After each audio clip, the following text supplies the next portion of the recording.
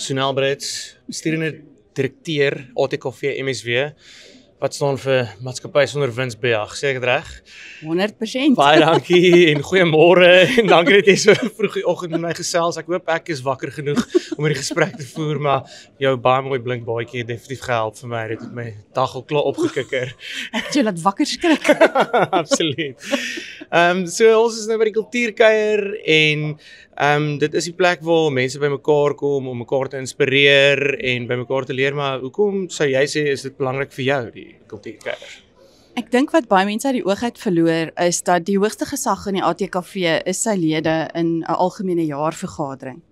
En dit is die statutêre gedeelte van 'n vergadering, maar die belangriker gedeelte is die kultuurkuier gedeelte, waar dit belangrik vir ons is om die mense bymekaar te kry, sodat ons kan hoor wat in hulle gemoedere leef, wat hulle sien vir die organisasie se visie vir die toekoms, hoe hulle uitlewing gee aan die visie en die missie en die waardes van die organisasie en waar hulle vir ons terugvoer gee van voetsoolvlak af oor hoe dit in gemeenskappe gaan en wat die behoeftes is.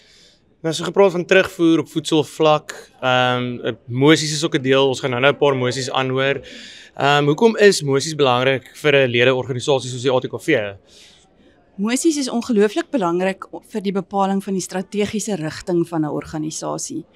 En dit is waar die terugvoer van voetsoolvlak waar ons nie as individue dag tot dag kan uitkom nie, van onskatbare waarde is. Mense verwoord in mosies dit wat hulle beleef, wat hulle ervaar en wat hulle graag in die toekoms sal wil sien en graag deel wil wees van en graag wil skep. En dit is hoekom mosies vir ons van kardinale belang is, om net daai strategiese rigting aan te pas en tred te hou met wat leef in ons gemeenskap. Ek gepraat van die toekoms, strategiese rigting, ons is nou, hierdie jaar word die ATKV 95? 95 jaar jonk. Ja, absoluut, definitief.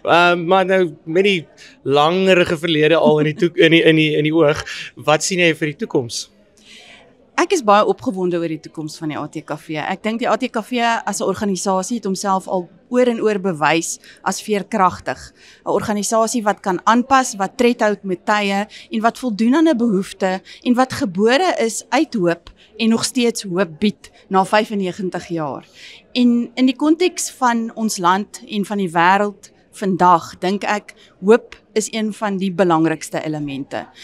Hoop gee vir mense ook geloof in hulle self en inspireer hulle om werklik uit te gaan en 'n verskil te maak. En dit begin by elke persoon, elke dag, net een tree.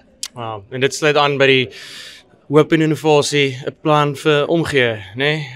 Dit is soos dit bietjie waar jou hart vir daai slagspreuk vandaan kom. Dis presies waar ons hart vandaan kom. Ons het nou oor die afgelope 3 kultuurkuiers met temas gewerk en ons het om baie wyd begin waar ons gepraat het oor 'n reis in die toekoms in. Hoe sou so 'n reis lyk? Diegene wat gelukkig genoeg was om al 3 by te woon sal nou 'n verwysingsraamwerk hê, maar ons het Dr. Adriana Maree gehad wat op daardie stadium deel was van die span wat op Mars sou gaan woon het. En sy het vir ons 'n praatjie kom lewer in terme van hoe sy die toekoms sien en hoe 'n mens 'n toekoms skep. En dit het ons opgevolg met 'n gesprek oor gemeenskappe. So ons het hom bietjie kleiner gemaak, hierdie reis na die gemeenskappe toe.